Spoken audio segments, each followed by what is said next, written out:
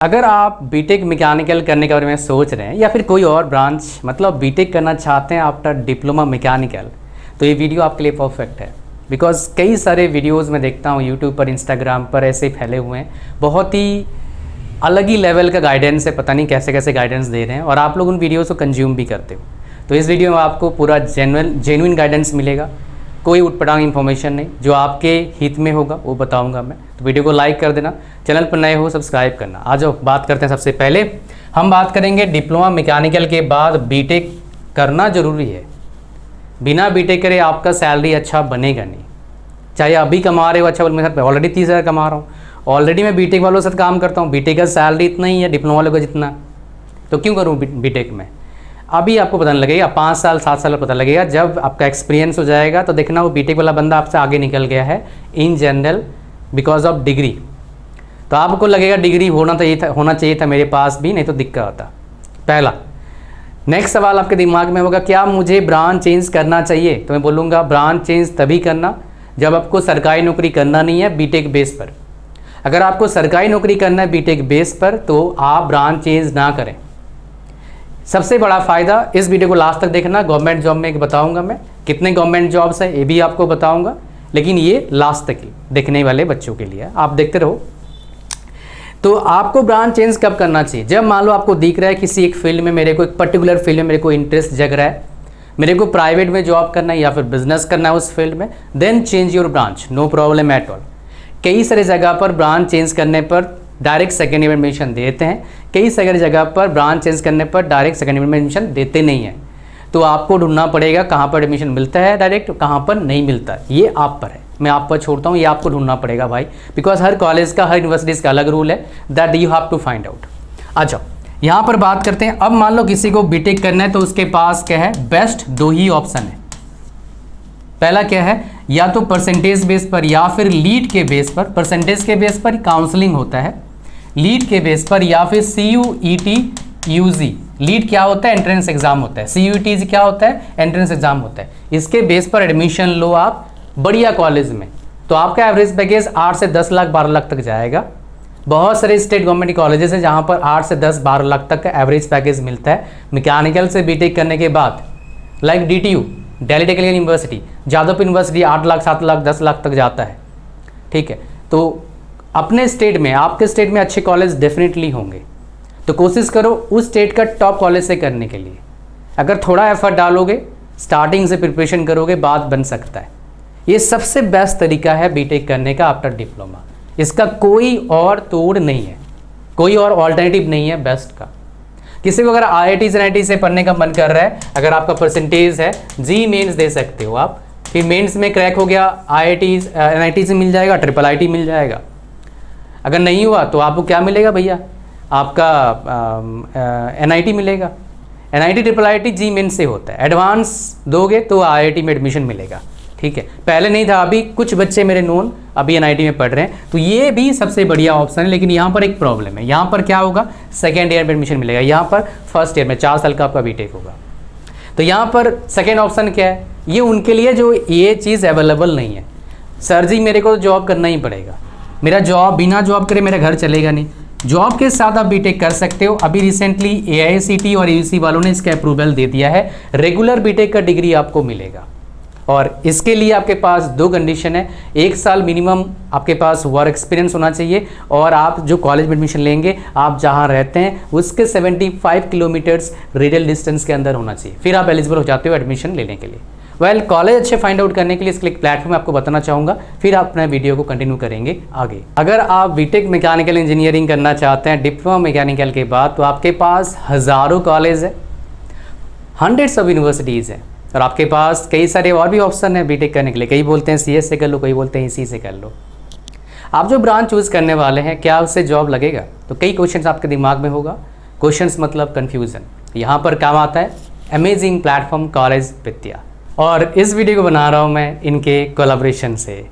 Link इसका description में, जैसे लिंक पर क्लिक करेंगे आप, वैसे एक फॉर्म आएगा, उस फॉर्म को भरना है, कुछ क्वेश्चंस के आंसर देना है, फिर इनका जो यही पावर सिस्टम है आपको बेस्ट कॉलेजेस का इंफॉर्मेशन देते हैं। और आप कॉलेजेस को कंपेयर कर सकते हो, 30+ पैरामीटर्स का यूज़ करके कंपैरिजन करके देते हैं। जैसे स्टूडेंट रेटिंग हो गया, प्लेसमेंट हो गया, फीस हो गया, एज वेल एज EMI का भी ऑप्शन अवेलेबल है starting from 7,000 rupees per month only.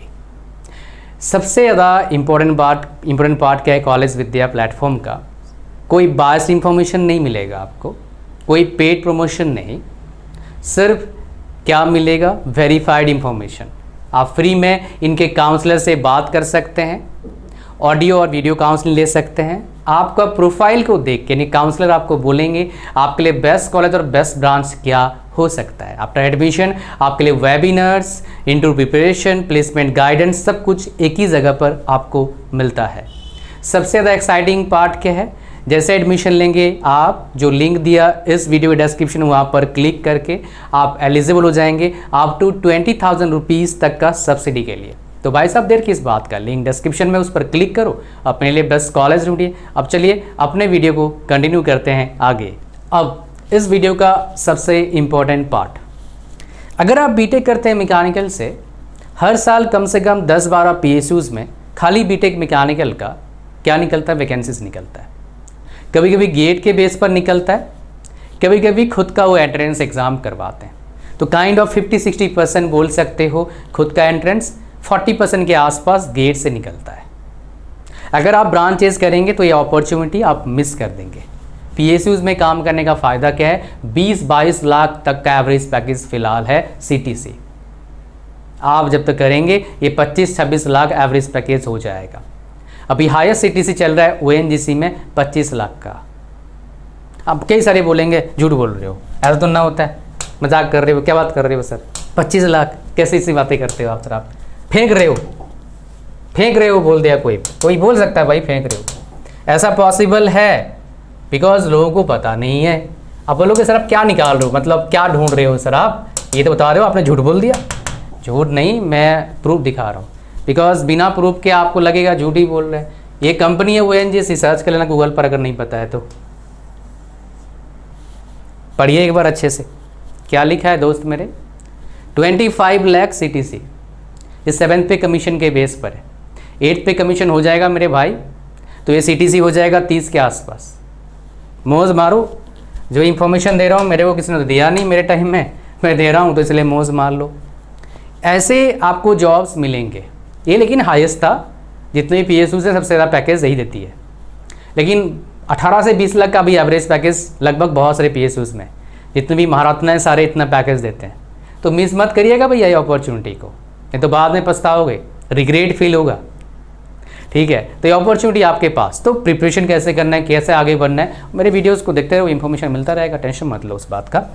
सबसे ज़्यादा फ़ायदा क्या है, और एक बात, एनी ग्रेजुएट जितने भी जॉब निकलते हैं उसके लिए एलिजिबल हो जाते हो बीटेक करने के बाद।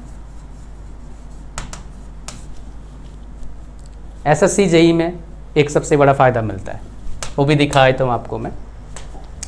SSC JEE में ऐसे देखेंगे आप, एलिजिबिलिटी क्राइटेरिया आप देखोगे, जैसे यहाँ पर देखो E&M, E मतलब इलेक्ट्रिकल, M मतलब मैकेनिकल। डिग्री अगर इलेक्ट्रिकल मैकेनिकल से कर रहे हैं तो उनको कोई वर्क एक्सपीरियंस नहीं चाहिए, काम का एक्सपीरियंस नहीं चाहिए।